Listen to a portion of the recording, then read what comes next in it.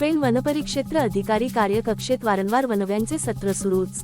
या आगीमुळे परिसरातील वन्यजीवांचे अधिवास झाले नष्ट। रायगड जिल्ह्यातील पेण तालुक्यात पेण वनपरिक्षेत्र अधिकारी कार्यकक्षेत वारंवार वनव्यांचे सत्र सुरूच आहे। बोविर्ले हद्दीतील सहारा हॉटेलच्या मागील डोंगर व मालवाडी परिसरातील डोंगरांना काल रात्री 9च्या सुमारास आग लागल्याने या परिसरातील वन्यजीवांचे अधिवास नष्ट झाले आहे। मागील आठवड्यात ही हमरापूर परिसरात वनवा लागला होता, त्या अगोदर आंबिवली परिसरात वनवा लागला होता।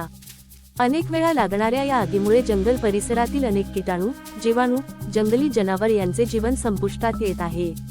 पेण वन परिक्षेत्र अधिकारी यांच्या कार्यक्षेत्रात लागत असलेल्या वारंवार वनव्यांमुळे सदर डोंगर जंगलमुक्त करून गौण खनिज उत्खननास आणि भूमाफियांचा मार्ग तर मोकळा करून देण्यात येत नाही ना, अशी शंका निर्माण होत आहे।